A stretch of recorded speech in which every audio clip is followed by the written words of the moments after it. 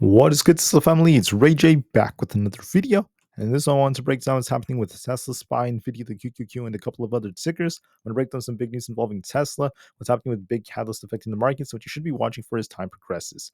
But before I break down devil's information, before I get to any more details, let me just mention a couple of things. I am firstly not a financial planner, so take nothing I say as financial advice. And also, if you guys can, please check out the Moomoo link, which is down below and in the description. If you sign up for Moomoo and deposit $100, you're guaranteed 5 free stocks. If you deposit $1,000, you're guaranteed 15 in total. And the offer ends very soon in just about 13 days from now. Anyways, when it comes to Tesla, I just want to say we're getting tighter and tighter and tighter as the share price is kind of continuing to move. I just want to mention that as we're getting tighter, we are starting to see a little bit of a downtrend right here in terms of where these highs are going for every single one of these days. But there's going to be a very very big move that's coming at least later on, in my personal opinion, going into next week. And the reason for that is going to be because of the fact that Tesla has earnings for next week, and that's going to cause not only a lot of excitement, but lots of buyers to step in, lots of interested investors and such. But right now, despite the fact that Tesla is, there's a slight decline here. Technically, we are technically making these like lower highs, but it's nothing too serious. For the most part, Tesla's just very, very range bound. I think that we're going to likely continue to maintain this structure. So I'm going to be looking at this support at 247.5 just to see how well Tesla holds this. And our key resistance happens to be around 256. And we're going to likely see a little rebounds tomorrow morning, at least throughout the markets. I'm going to show you why I think that for SPY, for ES, the QQQ, and the others. And then I'll talk more about, all these different share prices and new nuances. But for now, I do see some range bound price action for Tesla, a little bit of a bounce that could be coming tomorrow morning. But then we'll have to see what happens at least once we approach some key resistance levels. So let's talk about the news about Tesla and the markets first before I break down the charts. Tesla secured an absurdly large multi-billion-dollar mega pack contract, and this is actually some very bullish news. Tesla secured this contract because it's now once again going to be providing about 15 gigawatt hours of mega packs to California's Intersex Power, and this is a very very big deal. The reason for this is because their record for a quarter was about 9.4 gigawatt hours of energy. That's actually very, very insane. Actually, very, very nice looking record from them. Now they have to provide about 15.3 gigawatt hours, at least just for California alone. So that is a very, very big contract that's going to be taking place over the next 5 years. Bullish news, in my personal opinion, for Tesla Energy. On top of this, there's also news coming out that Tesla's California car registrations have fallen for the third straight quarter.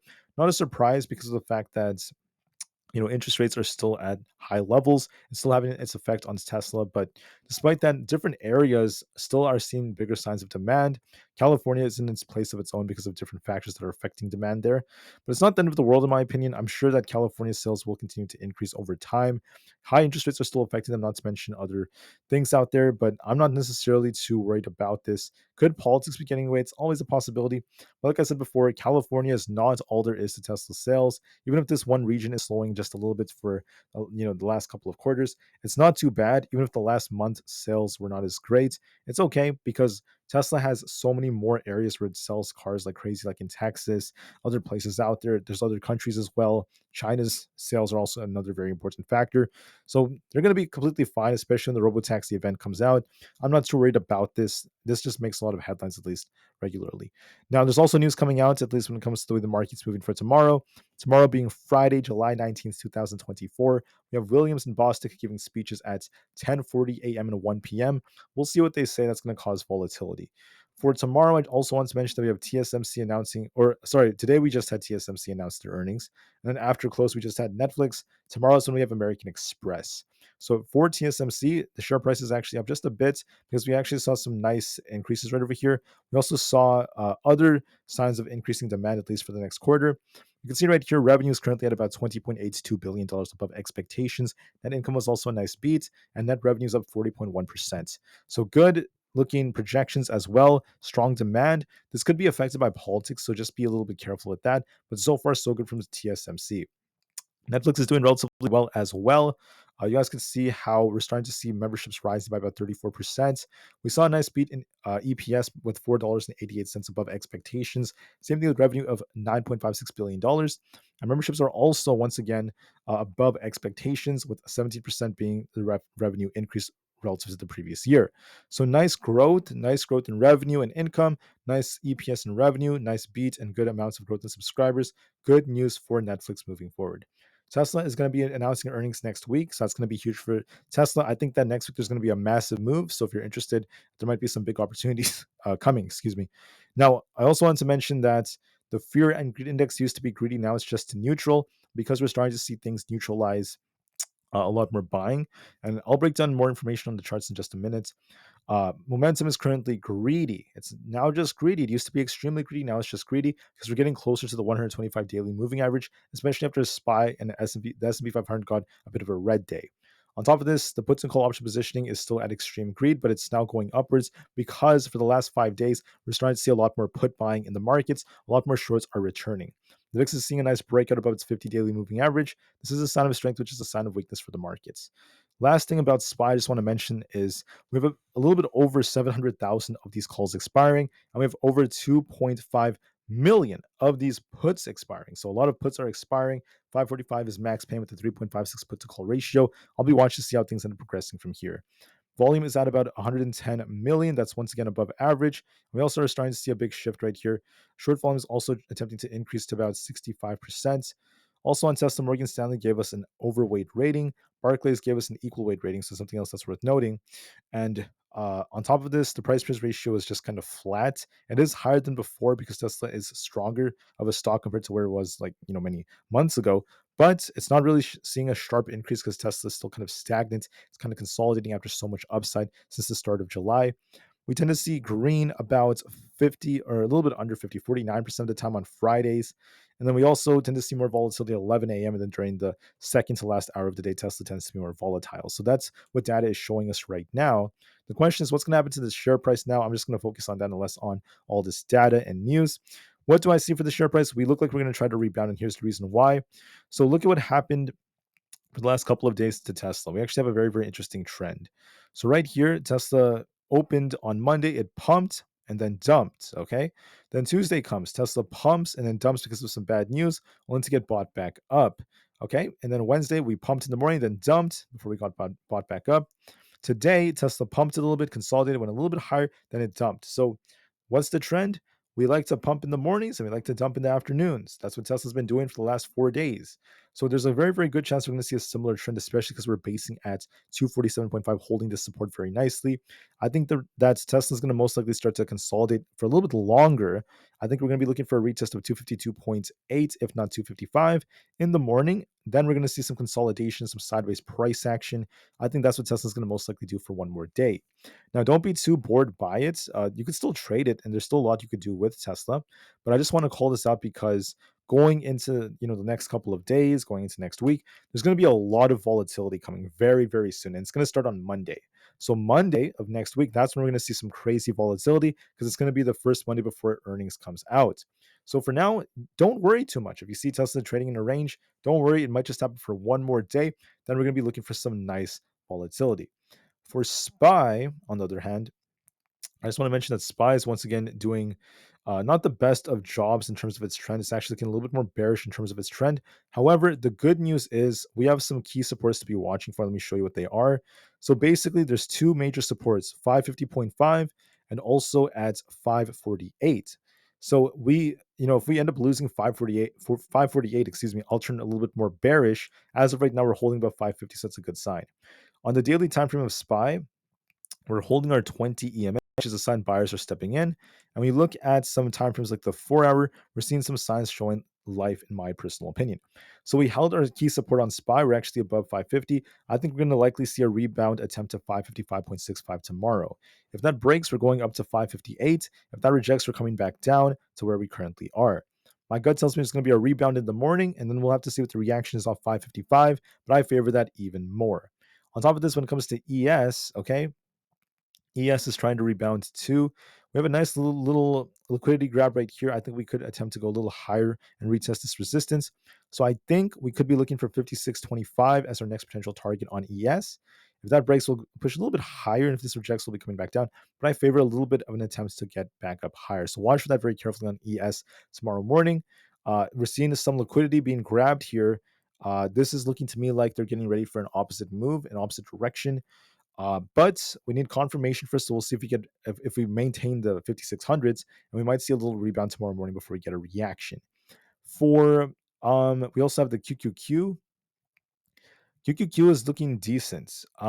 We've been dipping quite a bit. Okay, that's completely normal as tech is showing some weakness. But if you look at the daily time frame, we're starting to see some buyers stepping in at this key level right here. That's where we have this like kind of double bottom like structure, sort of like right here. So I wouldn't be surprised if we actually make an attempt to rebound because when you look at, I believe it's the 4 hour chart I was checking out, there's an imbalance over here. It's going to try to fill. So I think we're going to be going very close to about 485. If that breaks, we'll look at 488. If that rejects, we're going to be coming back down, but look for a little rebound attempt for 485 as the most likely possibility. If we do kind of rebound to that resistance, we could be coming back down.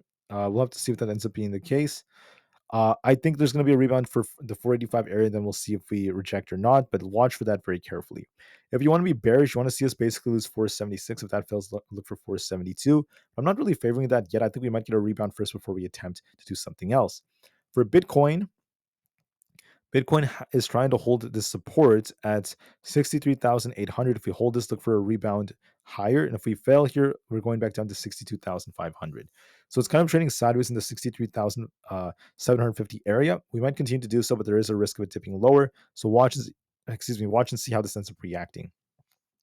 For Nvidia, I see a little rebound coming on the 4 hour time frame. It's going to easily test 123.8, if not 125.75. The 4 hour is showing a little bit of a bounce, and we have this gap to fill. So I'm favoring a little rebound to 123.8, if not 125. I think we're going to likely see a little bounce, and we'll see if we get a rejection after that or not. But I do see a little bit more upside potential, so we'll just have to see how that goes, at least moving forward. For a few more, we also have the QQQ. The QQQ is trying to rebound.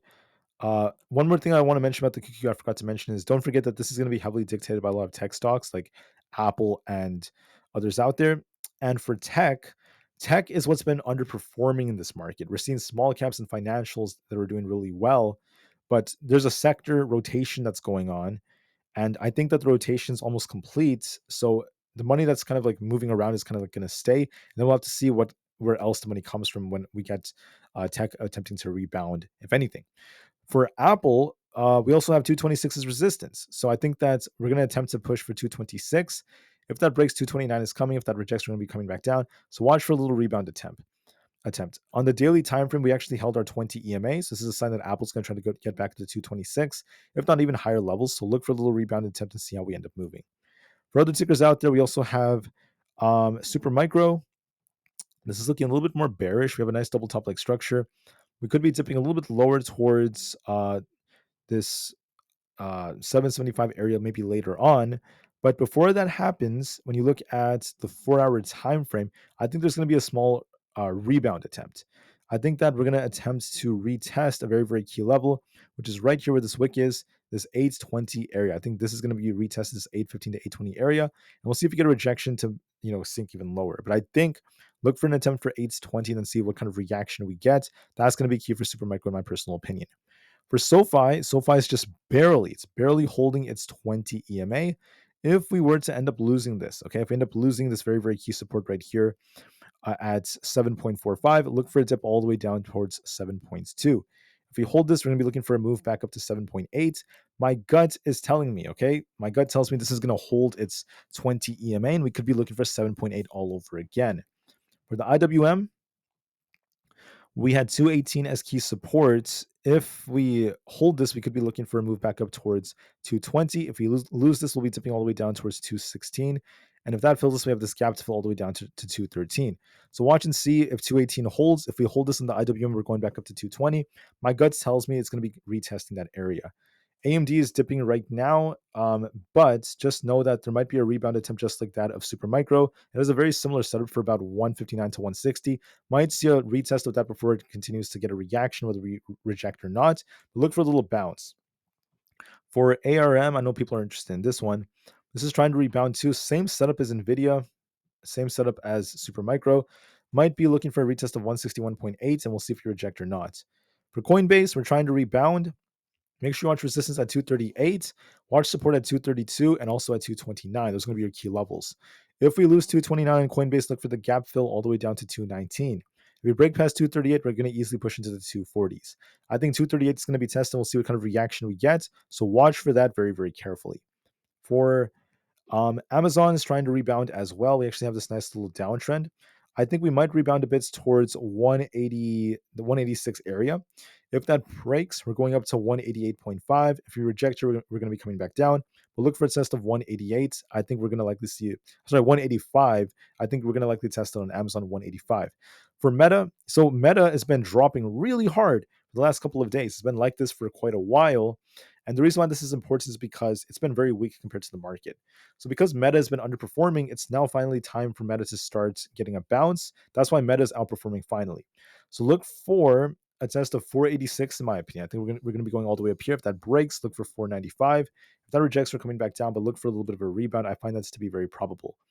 For Microsoft, I think that we're barely holding our 200 EMA, so it's a good sign. We might be trying to fill this imbalance. I think we could be looking for 445 tomorrow. If that breaks, we're going even higher to 447.5. If it fails to hold above 445, look for a rejection, but look for a little pop tomorrow morning.